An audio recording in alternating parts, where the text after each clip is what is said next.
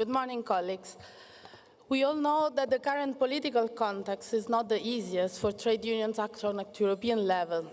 Against the background of extreme right-wing parties taking more and more political space, we are facing a huge challenge to connect our political action in Brussels with the reality of our members and that of the workers we represent.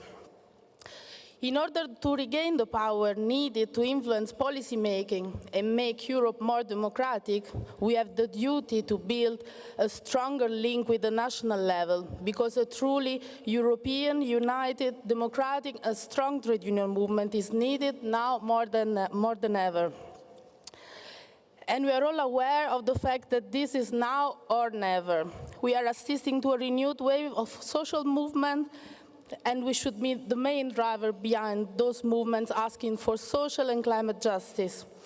We as trade unions have to prompt political participation and activism, especially involving women and young people.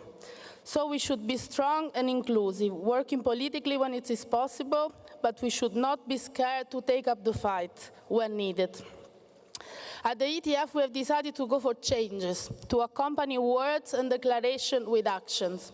And this is what we did through our Fair Transport Europe campaign, aimed at uniting all our political and industrial campaigns in all European countries, involving all our sectors to claim a fair future for transport workers in Europe.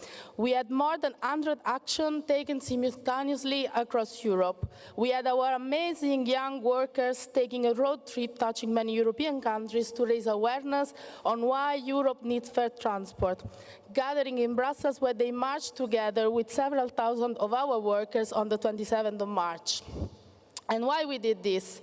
We did this because the transport sector is not fair to workers.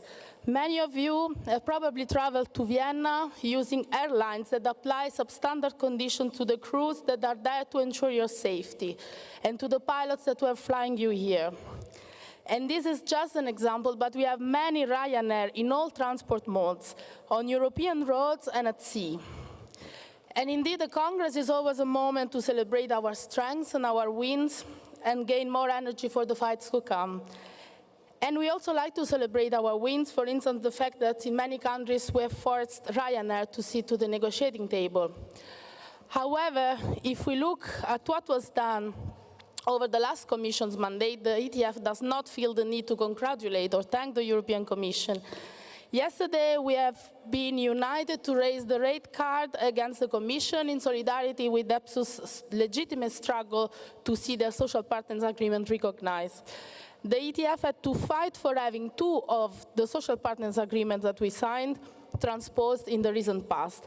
And now we are even discouraged by the Commission to engage into negotiations on social partners agreement.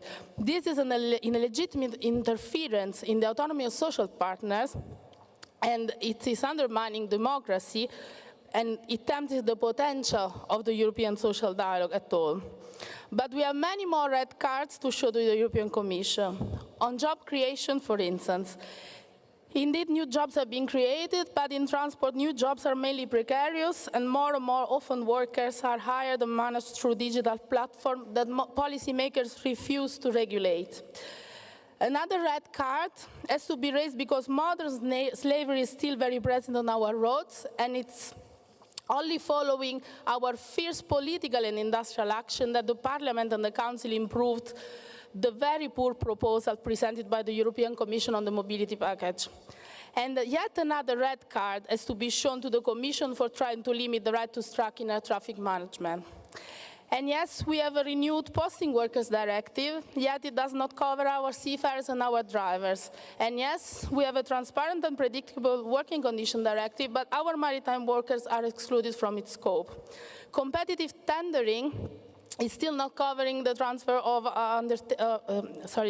undertaking directive, leaving many workers in urban public transport, ports, and ground handling uncovered. And the list is still long.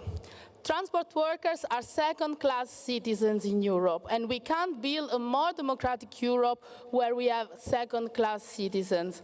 And that is why we need change. We know where the problems are, now let's take action.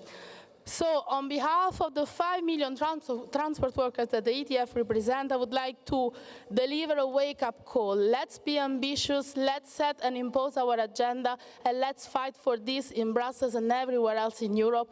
Let's build the solidarity we need to have more power and to impose our agenda and our priorities for a democratic Europe. Thank you. Thank you, Livia.